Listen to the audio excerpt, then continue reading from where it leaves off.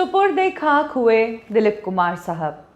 मुंबई के Santa cruise के कब्रिस्तान में आज दिलीप कुमार साहब को राजकीय सम्मान के साथ सुपुर्दे खाक किया गया। दिलीप कुमार साहब अपने पीछे एक पूरी लेगेसी छोड़कर गए हैं अपनी फिल्मों के रूप में। दिलीप कुमार साहब लंबे समय से बीमार थे, ये बात उनके डॉक्टर्स ने बताई। सालों से दिलीप कुमार साहब का ट्रीटमेंट कर रहे डॉक्टर ने बताया कि दिलीप कुमार साहब को कैंसर हुआ था। डॉक्टर ने बताया कि दिलीप कुमार साहब एडवांस प्रोस्टेट कैंसर से पीड़ित थे।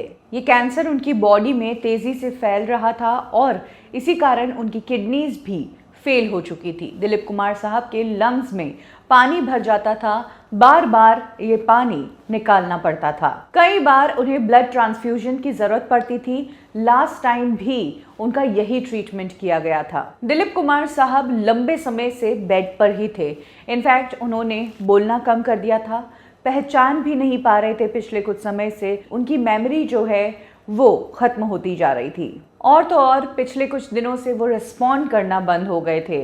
लास्ट टाइम जब उनकी बॉडी से फ्लूइड को निकाला गया था तब दिलीप कुमार साहब का ब्लड प्रेशर बहुत लो हुआ था, हीमोग्लोबिन में गिरावट हो रही थी और कैंसर तेजी से फैल रहा था, जिस कारण बाकी अंग भी इफेक्ट हो रहे थे और जो ट्रीटमेंट चल रहा था वो काम नहीं कर पा रहा था। इनफैक्ट दिलीप कुमार साहब के बांद्रा पाली हिल वाले बंगलों पर 10 डॉक्टरों की टीम एनी टाइम तैनात थी जो घर पर ही उनका इलाज कर रही थी। घर पर एक मिनी आईसीयू भी तैयार किया गया था। तो जैसे ही तबीयत बिगड़ती तो इनिशियल जो उनका इलाज होता था वो घर पर ही शुरू कर दिया जाता था।